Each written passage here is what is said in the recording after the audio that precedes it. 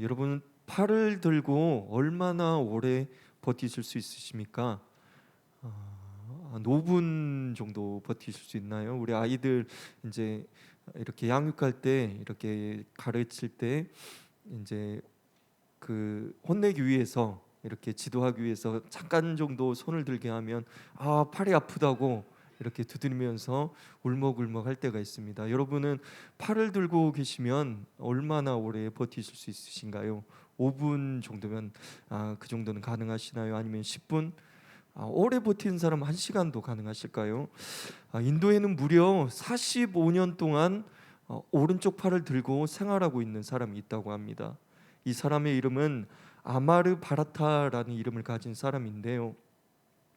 인도에서 원래 평범하게 은행원으로 직장인으로 근무하고 있다가 어느 날 그 자신이 믿는 힌두 신, 그러니까 그 신에 대해서 어떠한 종교심이 생겨서 어느 날부터 이 수행자의 길을 걷게 되었다고 합니다. 그 수행의 방법이 바로 오른쪽 팔을 들고 내리지 않고 생활하는 방법이었습니다. 그래서 이 사람은 1973년부터 이 고행을 시작하였는데 지금까지도 계속하고 있다고 합니다. 처음에 2년은 굉장히 아프고 힘들었다고 하는데요. 2년이 넘어가니까 그 팔의 감각을 모두 다 잃어버리게 되어서 아픈 줄도 모르고 그 수행을 계속하게 되었다고 합니다. 사진을 제가 찾아봤었는데 보여드릴 건 아니고요. 좀 찾아봤었는데 손을 이렇게 오른손을 높이 들고 있으면서 그 팔이 그대로 굳어버렸는지 앙상하게 뼈만 남아 있고 그 손가락과 손톱이 굉장히 뭐라고 표현하나요? 흉물스럽다고 하나요? 그렇게 돼 있는 것을 볼 수 있었습니다. 이 사람이 그렇게 팔이 굳어버렸음에도 불구하고 보통의 사람 같으면 굉장히 어떻게 팔이 굳었으니까 장애를 입었으니까 괴로워하고 어떻게 슬퍼할 감정도 들 수 있는데요. 이 사람은 오히려 기뻐하면서 이 고행을 계속하고 있다고 합니다. 왜냐하면 고행을 통해서 자신이 믿는 신이 기뻐한다고 생각하고 있으며 또한 고행을 통해서 깨달음을 얻고 구원을 얻겠다는 의지입니다. 세상의 많은 종교들이 이런 고행이나 수행이나 선한 일을 통해서 구원을 얻어보려고 합니다. 자신의 어떤 노력, 자신의 의지를 통해서 구원을 얻어보려고 하죠. 그런데 기독교는 이러한 고행과 선행을 통해서 구원을 얻는 것이 아니라 오직 믿음을 통해서 구원 얻는다고 우리가 말하고 있습니다. 그리고 그것을 믿고 따라가고 있습니다. 왜냐하면 성경이 명백하게 믿음으로 구원 얻는다를 말하고 있기 때문이죠. 그런데 이 믿음으로 구원 얻는다라는 우리가 믿는 바를 성경 속에서 혼란스럽게 하는 구절이 있다라는 것이죠. 우리가 함께 읽은 본문의 말씀 2장 14절 말씀을 보시겠습니다. 제가 읽어드리겠습니다. 내 형제들아, 만일 사람이 믿음이 있노라 하고 행함이 없으면 무슨 유익이 있으리요? 그 믿음이 능히 자기를 구원하겠느냐? 행함이 없으면 무슨 유익이 있으리요? 그 믿음이 능히 자기를 구원하겠느냐? 이 구절이 우리를 혼란스럽게 할 수 있다는 것이죠. 왜냐하면 이 말씀만 뚝 떼어넣어서 놓고 보면 믿음으로 우리가 구원을 얻는다가 아니라 행함이 없이는 구원이 없다, 행함을 통해서 우리가 구원을 얻는다라고 이해할 수 있기 때문이죠. 그래서 마치 이것만 뚝 떼어놓으면 성경이 치명적인 오류를 갖고 있다라고 생각할 수 있습니다. 왜냐하면 한쪽 편에서는 믿음으로 구원을 얻는다를 말하고 있고 또한 이 구절에서는 행함으로 구원 얻는다라고 생각할 수 있는 만한 그런 말을 하고 있기 때문입니다. 그런데 우리는 성경을 볼 때 이런 오류라고 생각되는 그 생각을 쫓아가는 것이 아니라 우리가 이 성경을 볼 때 가장 중요하게 생각할 것은 하나님에 대한 신뢰를 가지고 봐야 된다는 것이죠. 우리가 의심을 품고 오류를 찾고 이렇게 보다 보면 우리의 마음이 의심으로 가득 차게 되고 성경의 방향과 하나님의 뜻하시는 방향과 전혀 다른 해석을 할 수 있기 때문입니다. 그래서 우리는 이런 오류라고 생각할 그때에 하나님을 신뢰하고 성경을 봐야 된다는 것이죠. 하나님께서 성경의 원저자이신데 하나님께서는 한 입으로 두 말 하시는 분이 아니라는 것입니다. 하나님께서는 성경 속에 서로 모순된 말을 기록할 뿐이 아니라는 것이죠. 그렇다면 이 구절에는 하나님께서 어떤 하시고 싶은 그 말씀을 담아 놓으신 것이죠. 이 구절에 참 뜻이 있을 수 있다라는 것입니다. 이 시간 본문의 말씀을 중심으로 행함이 없는 믿음이 능히 자기를 구원하겠느냐라는 말씀이 기독교의 구원관을 더욱더 확고하게 해주는 것을 우리가 그 이유를 두 가지로 정리해 보고자 합니다. 첫째로, 행함이 없는 믿음은 참된 믿음 없음을 드러내기에 우리를 구원하지 못합니다. 15절부터 19절까지의 말씀을 보시겠습니다. 15절부터 19절 말씀, 저 한 절 여러분 한 절 읽겠습니다. 만일 형제나 자매가 헐벗고 일용할 양식이 없는데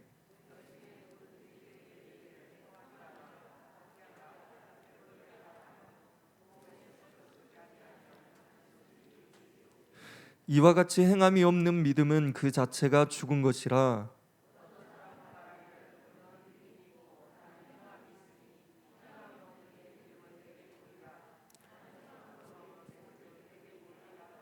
함께 읽겠습니다. 내가 하나님은 한 분이신 줄을 믿느냐? 잘한도다. 귀신들도 믿고 떠느니라. 아멘. 성경 말씀에 보니 평안히 가라, 덥게 하라, 배부르게 하라 하며 그 몸에 쓸 것을 주지 아니하면 무슨 유익이 있으리요라고 말씀하고 있습니다.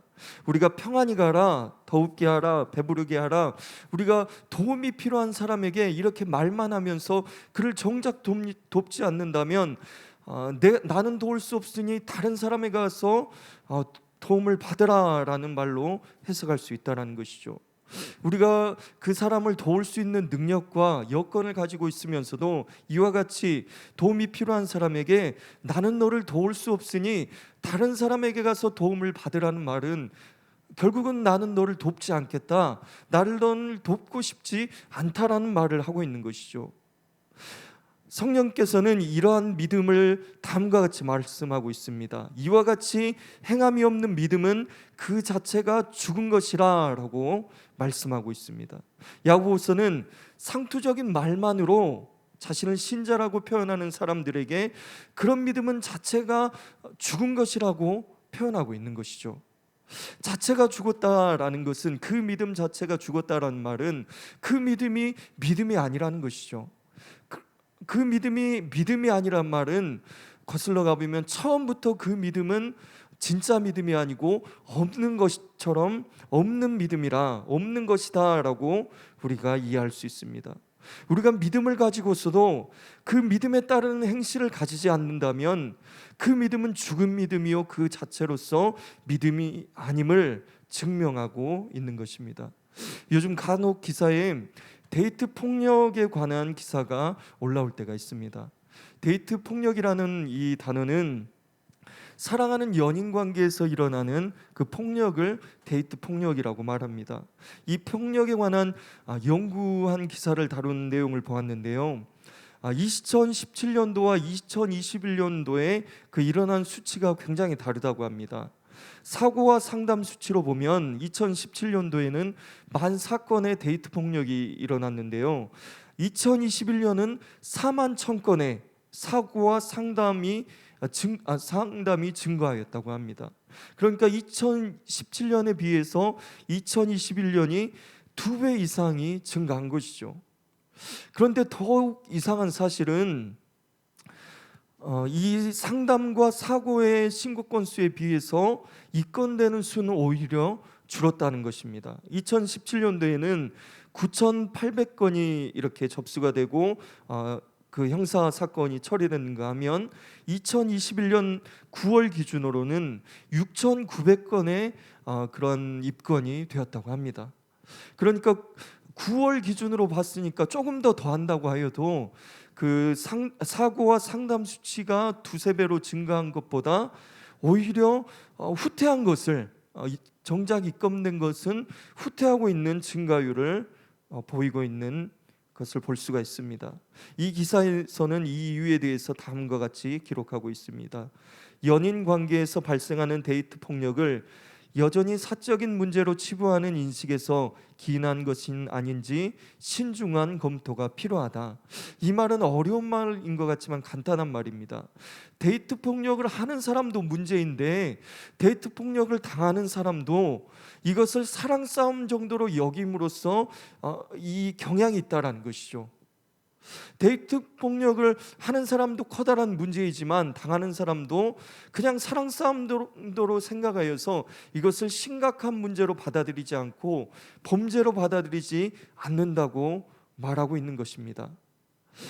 그런데 이 데이트 폭력의 수위는 그냥 우리가 생각하는 언어 폭력, 심한 그 욕설을 담은 말로써 끝나지가 않습니다. 이 기록을 살펴보면 그 언어 폭력의 수위를 넘어서 폭행, 감금, 협박, 살인미수, 심지어는 살인까지 일어나고 있다는 것입니다. 그러니까 이 데이트 폭력은 사랑이라는 이름 하에서 폭행하고, 사랑이라는 이름 안에서 감금하고, 사랑이라는 이름으로 협박하고, 사랑이라는 이름으로 심지어 살인까지 한다라는 것이죠. 여러분, 도대체 이게 어떻게 사랑일 수가 있습니까? 우리가 이것을 볼 때 사랑한다라고 말하는 그 폭력을 행한 사람이 과연 지금 사랑을 하고 있다라고 생각할 수 있을까요? 사랑의 가치와는 정반대의 행동을 하고 있다는 것이죠. 사랑하다라는 말의 국어 사전의 의미를 찾아보면 사랑하다라는 의미는 어떤 사람이나 존재를 몹시 아끼고 귀중하게 여기다라고 기록하고 있습니다.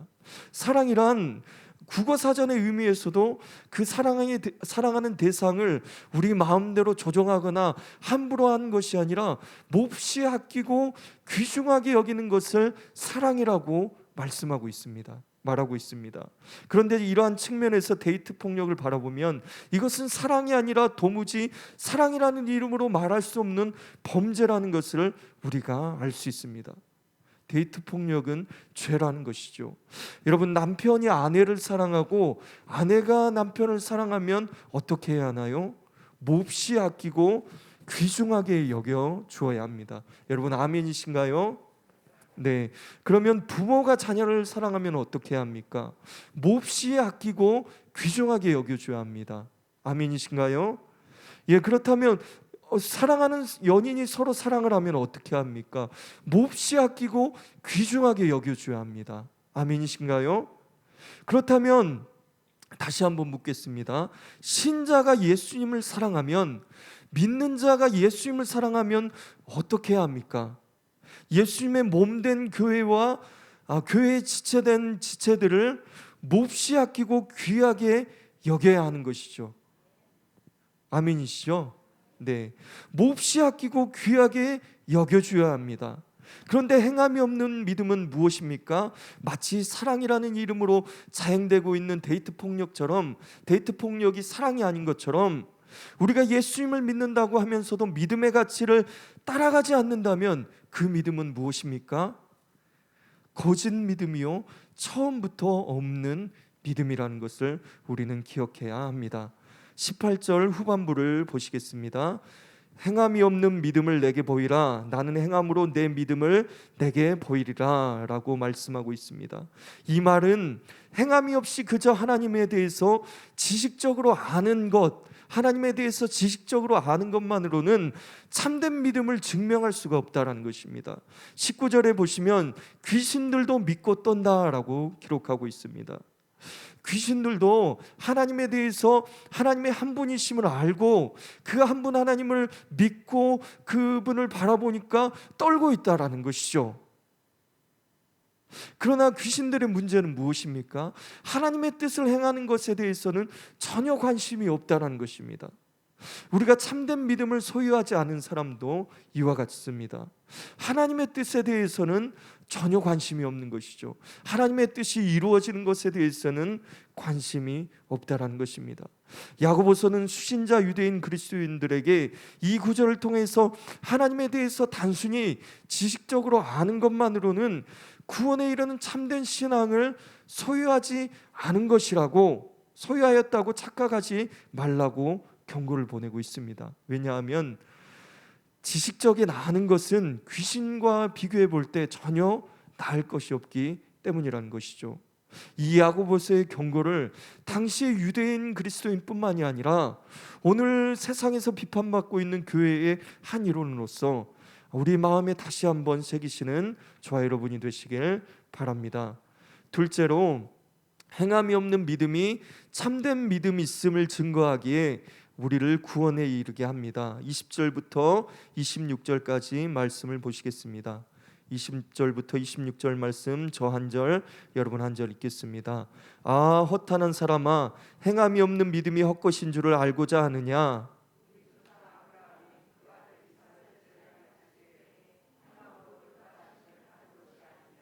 내가 보거니와 믿음이 그의 행함과 함께 일하고 행함으로 믿음이 온전하게 되었느니라.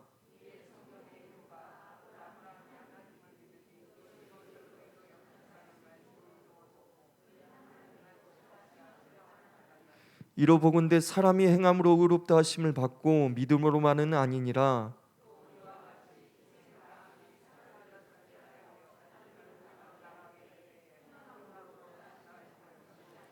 함께 읽겠습니다. 영혼 없는 몸이 죽은 것 같이 행함이 없는 믿음은 죽은 것이니라. 아멘. 야고보서는 믿음이란 추상적인 개념이 아닌 것을 보여주기 위해서 두 가지 예를 통해서 설명하고 있습니다. 먼저 아브라함을 예로 들어 설명하는데요. 아브라함 그 아들 이삭을 하나님께 드리는 그 행함을 통하여서 그 믿음이 참된 믿음이라는 것을 증거하였습니다.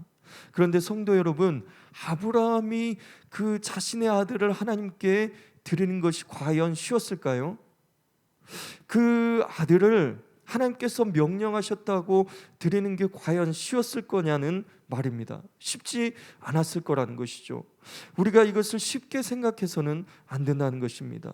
우리도 또한 하나님께서 우리에게 명령하신다면 우리도 쉽게 그 명령을 쉽게 따라가며 이룰 수 있을 거라고 우리가 생각할 수 있는데, 그것이 우리의 핵심 가치와 부딪힌다면 우리가 생각하기에 할 수 있는 것, 그냥 쉬운 것이 아니라 우리가 생각하는 핵심 가치, 물질이나 자녀의 문제, 아니면 자존심의 문제, 아니면 어떤 일적인 문제에 부딪혀 온다면 우리는 그 핵심 가치를 내려놓기가 쉽지 않다라는 것입니다.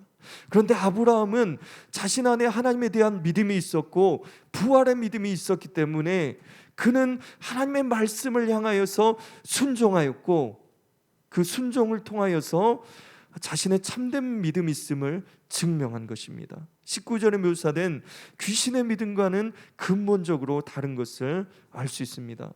또 다른 예로 이방 여인이었던 기생 라합의 이야기를 말해주고 있습니다. 라합의 경우는 적군 이스라엘, 그러니까 적병인 이스라엘 정탐꾼을 살려보내는 일을 하게 됩니다.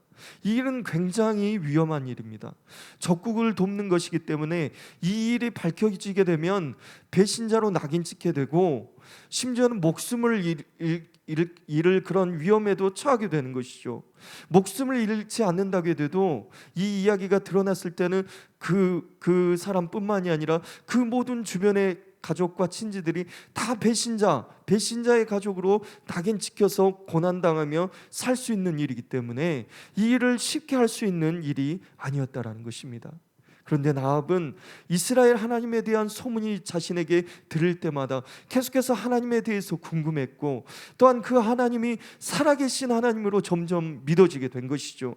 그리고 나서 이스라엘 정탐꾼이 오자 하나님이 오셨구나, 하나님의 일을 행하시겠구나, 그 믿음을 가졌기 때문에 그는 그 믿음으로써 행하였다라는 것입니다.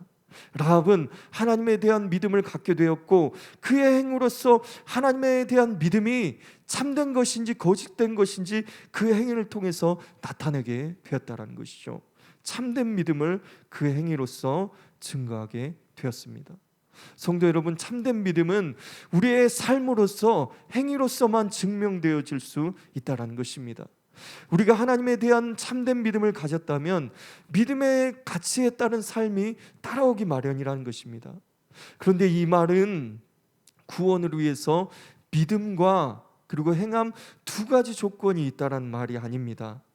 구원에 이를 수 있는 참된 믿음이 행함을 통해서 증명되는 그 참된 믿음 한 가지만이 구원에 이를 수 있는 믿음이라는 것을 이야기하고 있습니다. 마태복음 5장 14절을 제가 읽어드리겠습니다. 너희는 세상의 빛이라 산 위에 있는 동네가 숨겨지지 못할 것이요. 예수님께서는 마태복음 5장 14절을 통해서 너희는 세상의 빛이라 라고 말씀하고 있습니다. 성도 여러분, 세상이 아무리 어두울지라도, 우리가 아무리 어두운 곳에 있을지라도 빛은 더욱 선명하게 빛나기 마련입니다. 오히려 어두울수록 작은 빛도 더 밝게 빛나게 되는 것이죠. 우리가 요즘 세상이 어둡다라고 이야기를 하죠. 여러 가지 사회 문제, 또한 경제 문제, 여러 가지를 통하여서 세상이 너무 어두워, 너무 어두워, 앞이 보이지 않나라고 그런 생각도 하고 말도 한다라는 것이죠. 그런데 세상이 아무리 어둡더라도 우리에게 참된 믿음이 있다면 그 빛은 더욱 빛나게 될 수밖에 없다라는 것입니다. 우리가 참된 믿음이 있다면 그 빛을 숨기려고 해도 드러날 수밖에 없다라는 것이죠. 우리의 말에서, 행동에서, 그리고 배려에서, 또한 눈빛에서, 우리의 그 모든 삶을 통하여서 그 빛은 증거될 수밖에 없다라는 것입니다. 여러분, 그런데 예수님은 그 빛을 너희는 세상의 빛이다 라고 말씀하시면서 그 빛이 크고 아니면 작다라는 표현을 사용하지 않습니다. 너희가 큰 빛이기 때문에 세상을 밝게 비출 거야 라고 말씀하시지 않고, 너희가 작은 빛이기 때문에 세상에 너희 주변밖에 비출 수 없어 라고 말씀하시지 않는다는 것이죠. 우리가 생각하기에 우리의 빛이 작은 것일지라도, 아니면 우리가 생각하기에 우리의 빛이 큰 것일지라도 예수님은 동일하게 너희는 세상의 빛이다 라고 말씀하고 있습니다. 왜냐하면 우리가 생각하기에 큰 빛이어도 상관이 없고, 우리가 생각하기에 작은 빛이어도 예수님께는 상관이 없기 때문이라는 것이죠. 어린이 찬양에 이런 가사가 있습니다. 이 찬양의 가사를 제가 읽어드리겠습니다. 작고 작은 나를 통해 주님 일해요.